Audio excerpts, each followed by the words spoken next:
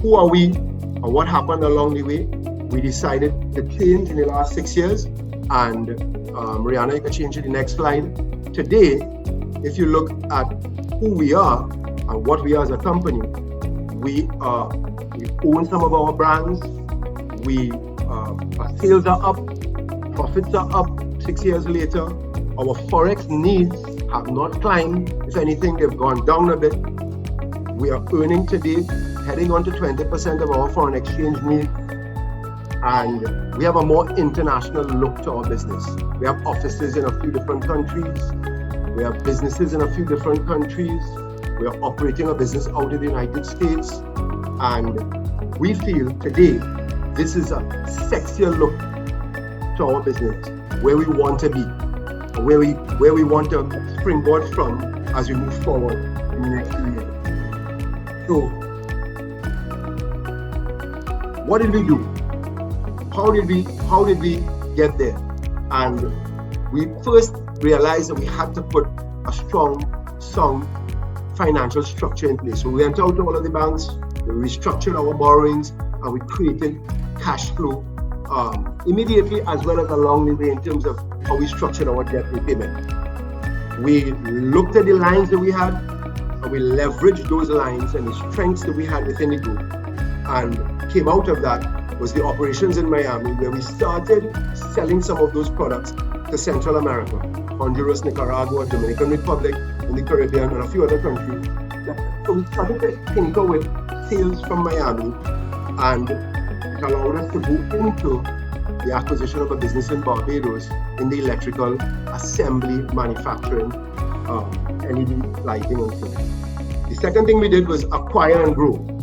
And a good example of that is Land, Ice and Fish. There's a picture there of some tuna processing, and that business actually is the largest export earner in the group right now. And that business was highly critical for us to understand the export business and all of the certifications required to get into the US market. The business had already been exporting to the US market. So by acquiring, we grew and scaled up that business. Start from scratch, we started Creamery from scratch as an ice cream manufacturing business.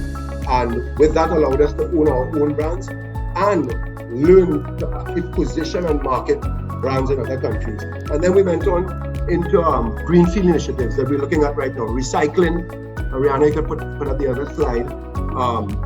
And culture, we're going into pan manufacturing, which is our next slide, Rihanna. And we're looking very closely at tourism right now and a number of projects in that area. So there's been, if you look at the final slide, Rihanna, you could show the final slide there.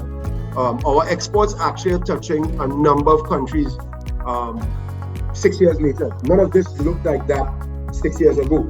And there was a lot of collaboration. We collaborated a lot with people like organizations like Kariri, Invest TT, our distributors in other countries, our teams internally, our hardcore employees in the teams, as well as a number of middle people. When you're involved in waste and garbage, you have to work through middle people to get your product into other countries.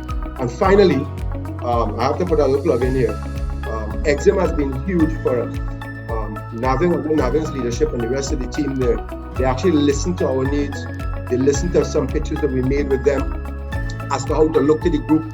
We declared our interests, we declared our US dollar earnings. We are domiciled here in Trinidad.